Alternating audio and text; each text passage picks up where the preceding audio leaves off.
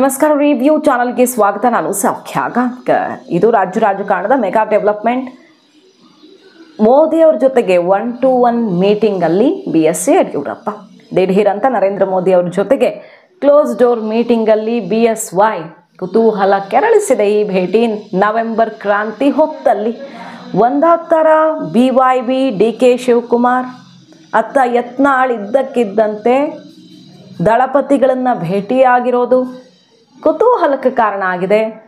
Details ಇರ್ತಾ ಹೋಗ್ತೀವಿ. Miss ಮಾಡಿದ್ರೆ ನಮ್ಮ ಚಾನಲ್ನ ಸಬ್ಸ್ಕ್ರೈಬ್ ಮಾಡಿ, ನಿಮ್ಮ ಅಭಿಪ್ರಾಯ ಕಮೆಂಟ್ ಮಾಡಿ ತಿಳಿಸಿ. ಎಸ್ ವೀಕ್ಷಕರೇ, ಇವೆಲ್ಲ ಹತ್ತಾರು ಆಯಾಮಗಳು ಒಂದು ಬೆಳವಣಿಗೆ ಸುತ್ತ ತೆರೆದುಕೊಳ್ತಿರೋದು. ಹಲವಾರು ಡಾಟ್ಗಳನ್ನು ಕನೆಕ್ಟ್ ಮಾಡುವಂಥ ಸಂದರ್ಭ ಬರಬಹುದಾ, ಅದನ್ನು ಕಾದು ನೋಡಬೇಕು. ಆದರೆ ಈಗಾಗಿರೋ ಡೆವಲಪ್ಮೆಂಟ್ಸನ್ನು ನಿಮ್ಮ ಮುಂದೆ ಇಡ್ತಾ ಹೋಗ್ತೀವಿ. ಅದರ ಮುಂದಿನದನ್ನು ಲೆಕ್ಕಾಚಾರ ಮಾಡಿಕೊಡಿ. ಯಡಿಯೂರಪ್ಪನವರು ಸಂಸದೀಯ ಮಂಡಳಿ ಸಭೆಗಾಗಿ ಡೆಲ್ಲಿಗೆ ಹೋಗಿದ್ದರು. ಪ್ರಧಾನಿ ಮೋದಿ ಅವ್ರ ಜೊತೆ 1-to-1 ಮೀಟಿಂಗಿಗೆ ಟೈಮ್ ಸಿಕ್ಕಿದೆ ಅವ್ರಿಗೆ. ಯೂಶ್ವಲಿ ಬಿಹಾರ ಎಲೆಕ್ಷನ್ ಟೈಮ್ ಬೇರೆ, ಯಾವುದೇ ಎಲೆಕ್ಷನ್ ಟೈಮಲ್ಲಿ ಸಿಗೋದು ಕಷ್ಟ, ತುಂಬ ಬ್ಯುಸಿ ಇರ್ತಾರೆ. ಅಮಿತ್ ಶಾ ಅವ್ರನ್ನ ಭೇಟಿ ಮಾಡೋದು ಕಷ್ಟ. ಅಂಥ ಟೈಮಲ್ಲಿ ನರೇಂದ್ರ ಮೋದಿ ಅವರನ್ನು 1-to-1 ಮೀಟಿಂಗಲ್ಲಿ ಯಡಿಯೂರಪ್ಪನವರು ಮಾತಾಡಿಸಿರೋದಿದೆಯಲ್ಲ, ಅದು ವೆರಿ ಇಂಪಾರ್ಟೆಂಟ್ ಅಂತ ಅನ್ನಿಸ್ತಾ ಇದೆ. ಸಂಸದೀಯ ಮಂಡಳಿಗೆ ಮೀಟಿಂಗಿಗೆ ಅಂತ ತೆರಳಿದ್ದವರು ಅವರು. ಏನಾಗ್ತಿದೆ ಕರ್ನಾಟಕ ಪಾಲಿಟಿಕ್ಸಲ್ಲಿ ಒಂದು ಬಿಗ್ ಡೆವಲಪ್ಮೆಂಟ್ ಆಗೋದಿದೆ ಅನ್ನೋದ್ರಲ್ಲಿ ಡೌಟ್ ಇಲ್ಲ. ಅದು ಕಾಂಗ್ರೆಸ್ನ ಕ್ರಾಂತಿಯೋ ಅಥವಾ BJPಯ ಕ್ರಾಂತಿಯೋ ನೋಡಬೇಕು. ಕರ್ನಾಟಕ ಕಾಂಗ್ರೆಸ್ಸಲ್ಲಿ ಯಾವುದೇ ಬಗೆಯ ಮೆಗಾ ಡೆವಲಪ್ಮೆಂಟ್ ಆಗಬಹುದು, ಸರ್ಜರಿ ಆಗಬಹುದು. ಸಂಪುಟ ಸರ್ಜರಿ ಮಾಡಿ ಸಿದ್ದರಾಮಯ್ಯನವ್ರಿಗೆ ರಾಹುಲ್ ಗಾಂಧಿಯವರು ಮುದ್ರೆ ಒತ್ತಿದ್ರೆ, ಮುಂದುವರೆಸಿದ್ರೆ DK ಶಿವಕುಮಾರ್ ಅವ್ರ ದಾರಿ ಅವ್ರು ನೋಡ್ಕೊಳ್ತಾರೆ. ಇಲ್ಲ DK ಶಿವಕುಮಾರ್ ಅವರನ್ನು ಪಟ್ಟಕ್ಕೇರಿಸೋದು ಫಿಕ್ಸು ಅಂತ ಸೋನಿಯಾ ಗಾಂಧಿಯವರು ಕೊಟ್ಟ ಮಾತಿನಂತೆ ನಡೆದ್ರೆ ಇನ್ನೊಂದು ಬಗೆಯಲ್ಲಿ ಅಲ್ಲೋಲ ಕಲ್ಲೋಲ ಸೃಷ್ಟಿಯಾಗುತ್ತೆ. ಸೊ ಏನಾದರೂ ಕರ್ನಾಟಕದಲ್ಲಿ ಮಧ್ಯಂತರ ಚುನಾವಣೆ ತನಕ ಹೋಗಬಹುದು ಅಂತಾನೆ ಕಮಲಪಾಳ್ಯ ವಿಶ್ಲೇಷಣೆ ಮಾಡ್ತಿರೋದು. ಮತ್ತು ಅದಕ್ಕಾಗಿಯೇ ಇಲ್ಲ ಸಲ್ಲದ ಈ ಜಟಾಪಟಿ ಕಚ್ಚಾಟ ಎಲ್ಲ ಬೇಡ ಅಂತ ಯತ್ನಾಳ್ ತನಕನೂ BJP ಮೂಲದಿಂದನೇ ಸಲಹೆ ಬಂದಿದೆ ಅನ್ನೋ ತನಕ ಕೇಳಿ ಬರ್ತಿದೆ. ಅಂದರೆ ಸದ್ಯಕ್ಕೆ ಏನಿದ್ರು ಅವರನ್ನು ಉಚ್ಚಾಟನೆ ಮಾಡಿದ್ದಾಗಿದೆ, ಅವ್ರಿಗೂ ಪಕ್ಷಕ್ಕೂ ಸಂಬಂಧ ಇಲ್ಲ. ಆದರೂ ನೀವು ಸ್ವಲ್ಪ ಸಮಾಧಾನದಿಂದ ಹೋಗಿ ಅಂತ ಅವ್ರಿಗೂ ಸಲಹೆ ಇದೆ. ವಿಜಯೇಂದ್ರ ಅವ್ರಿಗೆ ಸದ್ಯಕ್ಕಂತೂ ಏನೂ ರಿಸ್ಕ್ ಇಲ್ಲದಂತೆ ಹೈಕಮಾಂಡ್ ಮುಂದುವರಿಸ್ಕೊಂಡು ಹೋಗ್ತಿದೆ. ಬಿಹಾರ ಚುನಾವಣೆ ಆದಮೇಲೆ ಎಲೆಕ್ಷನ್ ಆಗುತ್ತೆ, ಅಧ್ಯಕ್ಷ ಬದಲಾವಣೆ ಆಗುತ್ತೆ ಅಂತ ರೆಬಲ್ ಬಣ ಹೇಳ್ತಿದೆ. ಬಟ್ ಅಂಥ ಬದಲಾವಣೆ ಆಗುತ್ತಾ ಅನ್ನೋ ಪ್ರಶ್ನೆ ಎದ್ದಿರೋ ಹೊತ್ತಲ್ಲಿ ಯಡಿಯೂರಪ್ಪನವರು ನರೇಂದ್ರ ಮೋದಿ ಅವರನ್ನೇ ಭೇಟಿಯಾಗಿರೋದಿದೆಯಲ್ಲ, ಇದು ಬಿಗ್ ಮೆಸೇಜ್.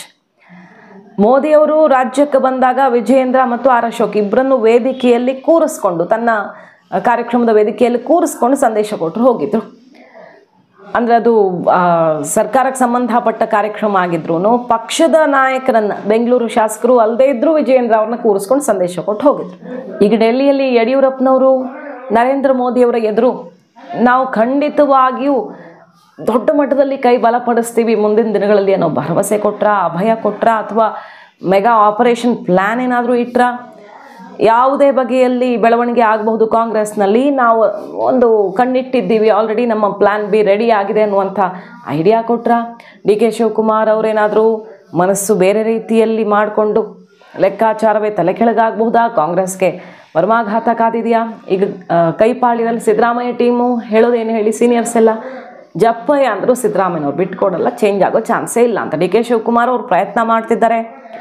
ಹೈಕಮಾಂಡ್ ಮನಸ್ಸಲ್ಲಿ ಏನಿದೆ ಅಂತ ಗೊತ್ತು ಅಂತಿದ್ದಾರೆ. ಶಾಸಕರ ಬಲ ಬೇಕಿಲ್ಲ ಅಧಿಕಾರ ನಿರ್ಧಾರ ಮಾಡೋಕೆ ಅಂತಿದ್ದಾರೆ. ಏನು ಹೇಳಿದ್ರು ಸಿದ್ದರಾಮಯ್ಯನವ್ರು ಬಿಟ್ಟೇ ಕೊಡಲ್ಲ ಅಂದಮೇಲೆ ಏನು ಮಾಡೋಕ್ಕೆ ಸಾಧ್ಯ ಹೈಕಮಾಂಡ್ ಅನ್ನೋ ಪ್ರಶ್ನೆಯನ್ನು, ಆ ಥರದ ಸಂದೇಶವನ್ನು ನಿರ್ಮಾಣಿಸ್ತಿದ್ದಾರೆ ಸಿದ್ದು ಕ್ಯಾಂಪ್ನವರು.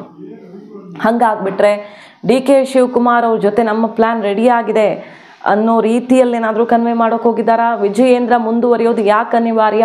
ನಮ್ಮ ಬಳಿ ಯಾವ್ಯಾವ ರೀತಿಯ ಆಯ್ಕೆಗಳಿವೆ, ನಮ್ಮ ಬಳಿ ಏನೆಲ್ಲ ಬಲಗಳನ್ನು ಒಗ್ಗೂಡಿಸುವಂಥ ಆಪ್ಷನ್ಸ್ ಇವೆ ಅನ್ನೋದನ್ನು ಹೇಳೋಕೆ ಹೋದ್ರ, ಈಗ ಪ್ರತ್ಯೇಕ ಲಿಂಗಾಯತ ಧರ್ಮ ಅಂತ ಬೇರೆ ಕೈಗೆತ್ಕೊಂಡಿದ್ದಾರೆ ಕೈ ನಾಯಕರು MB ಪಾಟೀಲ್ರು, ಸಿದ್ದರಾಮಯ್ಯನವರು. ಈ ಟೈಮಲ್ಲಿ ಮತ್ತೆ ಲಿಂಗಾಯತ ಅಥವಾ ಎಲ್ಲರೂ ಒಂದೇ ಅನ್ನುವ ಸಂದೇಶವನ್ನು ಸಾರುವ ಮೂಲಕ ಸಮುದಾಯದ ಬಲ ಸೆಳೆಯೋದಕ್ಕೆ ವಿಜಯೇಂದ್ರ ಅವ್ರಿಗಿರುವಂಥ ಬೆಸ್ಟ್ ಆಪ್ಷನ್ ಇದು. ಕಾಂಗ್ರೆಸ್ನ ವಿರುದ್ಧ ಅಂತಲೇ ಇದನ್ನು ಕನ್ಸಿಡರ್ ಮಾಡಲಾಯಿತು.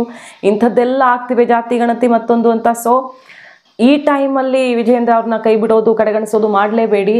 ನಮ್ಮ ಹತ್ರ ಬಹಳಷ್ಟು ಪ್ಲ್ಯಾನ್ ABC, ಬಹಳಷ್ಟು ಆಯ್ಕೆಗಳಿವೆ, ಅದನ್ನು ನಿಮ್ಮ ಮುಂದೆ ಇಡ್ತಾ ಇದ್ದೀವಿ, ನೀವೇ ನೋಡಿ ನಿರ್ಧಾರ ಮಾಡಿ ಅಂತ ಖುದ್ದು ನರೇಂದ್ರ ಮೋದಿ ಅವ್ರನ್ನ, ಅಮಿತ್ ಶಾ ಅವ್ರನ್ನೂ ಅಲ್ಲ, ಖುದ್ದು ಮೋದಿಯವರನ್ನೇ ಇವತ್ತು ಭೇಟಿ ಆಗ್ತಿದ್ದಾರೆ ಅನ್ನೋದು ಬಹಳ ಅಚ್ಚರಿಗೆ ಕಾರಣ ಆಗಿದೆ.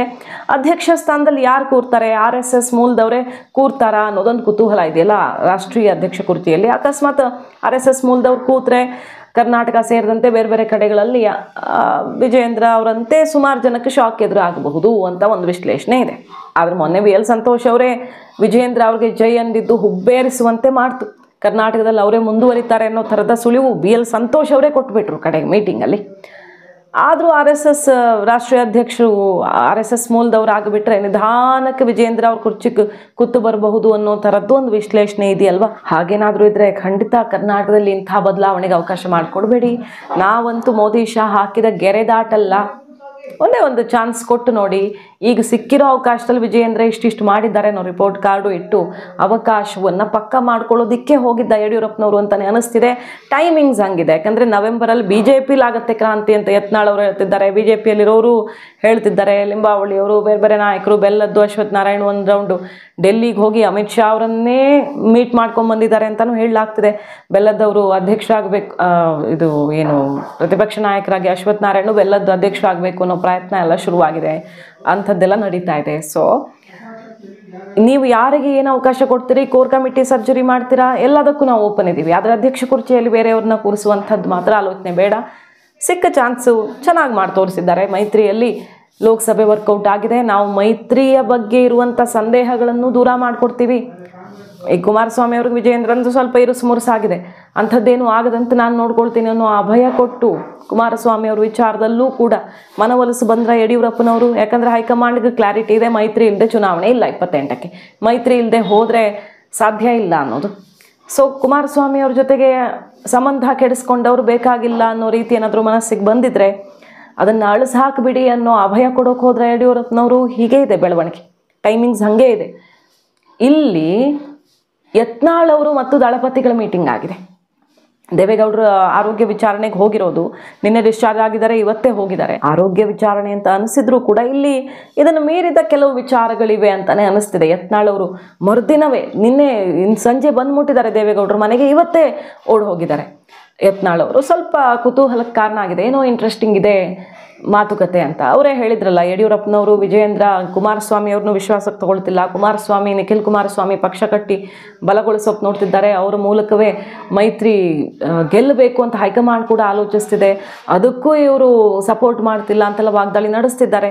ಕುಮಾರಸ್ವಾಮಿ ಅವ್ರ ಜೊತೆಗೆ ಯತ್ನಾಳ್ ಅವರು ಹತ್ರ ಆಗ್ತಿದ್ದಾರಾ ಅನ್ನೋ ಥರದ್ದು ಒಂದು ಸಮೀಕರಣ ರಾಜ್ಯದಲ್ಲಿ ಕಾಣ್ತಿದೆ.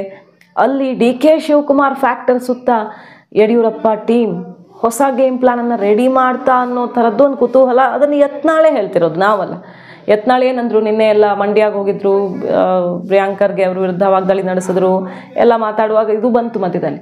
DK ಶಿವಕುಮಾರ್ ಅವ್ರನ್ನ ಕರ್ಕೊಂಡು ಬರುವಂತಹ ಪ್ಲ್ಯಾನ್ ರೆಡಿ ಆಗಿತ್ತು ವಿಜಯೇಂದ್ರ ಅವರದ್ದು. ಅಂಥದ್ದೊಂದು ಪ್ಲ್ಯಾನ್ ಇದೆ, ಅವರು CM ಇವರು DCM ಅಂಥದ್ದೇನೋ ಒಂದು ಫಾರ್ಮುಲಾ ಮಾಡಿಕೊಂಡು ಇಬ್ಬರು ಭ್ರಷ್ಟರು ಒಂದಾಗೋಕೆ ಹೊರಟಿರುವಂಥ ಒಂದು ವಿಚಾರ ನನ್ನ ಕಿವಿಗೂ ಬಂದಿದೆ. ಅಡ್ಜಸ್ಟ್ಮೆಂಟು ಎಲ್ಲಿ ತನಕ ಅಂದರೆ ಅವರನ್ನು BJPಗೆ ಕರ್ಕೊಂಡು ಬರೋ ತನಕನೂ ಪ್ರಯತ್ನ ಆಗಿದೆ. ಡೆಲ್ಲಿಲೇ ಕೂತು 40 ಶಾಸಕರ ಲೆಕ್ಕ ಇಟ್ಟು ಮಾತುಕತೆ ಮಾಡಿದ್ದಾರೆ ಅನ್ನೋ ತನಕ ಅವರು ಸ್ಟೇಟ್ಮೆಂಟ್ ಕೊಟ್ಟಿದ್ರು. ಇದು ಯತ್ನಾಳ್ ಅವ್ರ ಮಾತು. ಏನಾಗಿದೆ ಅಂದರೆ BJPಯಲ್ಲಿ ಒಂದು ಕುಟುಂಬ ಬಿಟ್ಟುಬಿಟ್ರೆ ಇಡೀ BJP ಕರ್ನಾಟಕದಲ್ಲಿ ಮುನಿಗೆ ಹೋಗ್ತೈತೆ ಅನ್ನೋಂಥದ್ದು ಭಾವನೆಯಲ್ಲಿದ್ದರು ಇಷ್ಟು ದಿವಸ. ಯಾವನೂ BJP ನಾಯಕ ಹಿಂದುತ್ವದ ಆಧಾರದ ಮೇಲೆ BJPಗೆ ಓಟ್ ಹಾಕ್ತಾರೋ ಅನ್ನೋಂಥದ್ದು ಈ BJPಯಲ್ಲಿ ಕರ್ನಾಟಕದಲ್ಲಿ ಆ ರೀತಿ ಮಾಹಿತಿನೇ ಇಲ್ಲ ಕೇಂದ್ರದವ್ರಿಗೆ. ಅವ್ರಿಗೂ ಇರಬಹುದೇನೋ ಇನ್ಫಾರ್ಮೇಷನ್ನು. ಸೊ ಇದೆಲ್ಲ ಆಯಾಮಗಳು ಹಿಂಗೆ ಆಗಿದೆ. ಇದನ್ನೇ ಆಯ್ಕೆಯಾಗಿಟ್ಟು ಬಂದಿದ್ದಾರೆ ಯಡಿಯೂರಪ್ಪನವರು ಅಂತ ಹೇಳಕ್ಕೆ ಸಾಧ್ಯ ಇಲ್ಲ. ಬಟ್ ಕಮಲಪಾಳ್ಯದಲ್ಲಿ ಏನೇನು ಪ್ಲಾನ್ಗಳಾಗ್ತಿವೆ ಅನ್ನೋದ್ರ ಬಗ್ಗೆ BJP ಅಥವಾ ಉಚ್ಚಾಟಿತರು ಬೇರೆ ಬೇರೆ ಅವ್ರ ಮೂಲದಿಂದ ಮಾಹಿತಿ ಅಂತೂ ಈ ಥರ ಔಟ್ ಆಗಿದೆ. ಇಲ್ಲಿ ದಳಪತಿಗಳ ಜೊತೆ ಯತ್ನಾಳ್ ಮೀಟಿಂಗ್ ಆಗಿದೆ. ಟೈಮಿಂಗ್ಸು, ಕನೆಕ್ಟಿಂಗ್ ದಿ ಡಾಟ್ಸ್, ಹಲವಾರು ಆಯಾಮಗಳನ್ನು ತೆರೆದಿಡ್ತಿರೋದು. ನವೆಂಬರ್ ಕ್ರಾಂತಿ BJPಯಲ್ಲಿ ಆಗೇ ಆಗತ್ತೆ, ಕಾಂಗ್ರೆಸ್ಸಲ್ಲಿ ಆಗುತ್ತೋ ಬಿಡುತ್ತೋ ಅಂತಿರೋ ಹೊತ್ತಲ್ಲಿ ಯಡಿಯೂರಪ್ಪನವರು 1-to-1 ಮೀಟಿಂಗಿಗೆ ಕೂತಿರೋದು ಮೋದಿಯವ್ರ ಜೊತೆಗೆ. ಮಾಹಿತಿ ಇಷ್ಟ ಆಗಿದ್ರೆ ಮಿಸ್ ಮಾಡಿದ್ರೆ ನಮ್ಮ ಚಾನಲ್ನ ಸಬ್ಸ್ಕ್ರೈಬ್ ಮಾಡಿ, ನಿಮ್ಮ ಅಭಿಪ್ರಾಯ ಕಮೆಂಟ್ ಮಾಡಿ ತಿಳಿಸಿ. Thank you.